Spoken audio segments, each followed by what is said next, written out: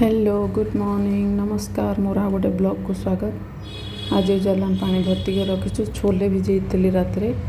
छोले आलू करी तरकारी करी आज तो ये बसौची सीझा बसौची।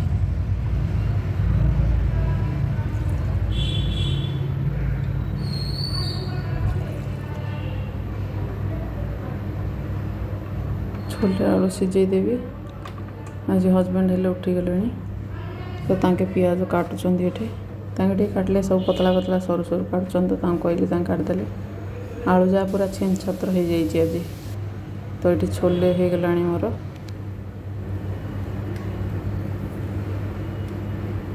आज बिना टमाटर छोले तरकारी करची। हजबैंड कहले टमाटो पकाओनी सेमती कर देखिए केंद लगुच करची सियाड़े परोटा करुच्ची परोटा और छोले हो गला। आज ब्रेकफास्ट किसी कर मतलब बन नी सैंडविच कर देती पुओ चीज आ मेयोनीज पकईकी एटा मेल्टेड चीजटा और पास्ता पिज्जा सॉस दीटा लगे देकी तापाई करदेली परोटा कर सारिया पर करदेली सी खाइला आम क्षीर बिस्किट खाईदेलु।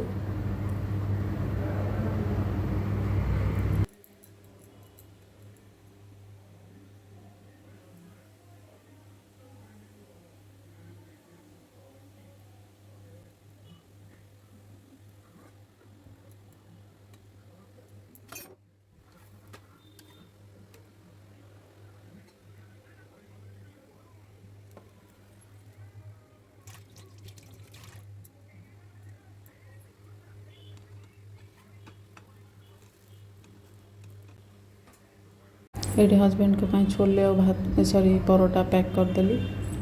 आज सबूक शाढ़ी ब्लाउज साया जी थी सब मो पाखे सब काढ़ी खरा टे पकई मो घर कानी बिल्कुल खरा आसुनी खरा दिन एका खरा आसटा भी सकाल टाइम टे आसुँच सब जिनस बाहर काढ़ी पकई बड़ आटा जिटार भी थिला यहीटार भी सब जहाँ जिनस काढ़ी आने भी केतुटा नुआ शाढ़ी केतुटा पुराणा शाढ़ी सब पड़ता से जहाँ भी काढ़ी केबुठू काढ़ नी शाढ़ी जाक कटन लुगा केते हेवी हेवी शाढ़ी केते घर हालतटा केंधे पड़ी तापर सब जाक आनली बाहर सब साया जाक फोल्ड करके रखी मुझे देखिए आश्चर्य हो गले केते जा साया अच्छी मो पाखे जहाँ सब जाक बाहर काढ़ी पकई देती तो अल्प अल्प कर आग फोल्ड करके सब रखुची फास्ट टे जगह आनी पकईदेली अधड़े तापर ताको फोल्ड कली एमती कर टिके नहीं सब जगह फोल्ड फाल्ड कर सेट करके रखिली भास्कर गुला पकईकी वीडियो भल लगे लाइक करेंगे कमेंट करेंगे। देखो केते जहाँ भर्ती है 1 2 आ 3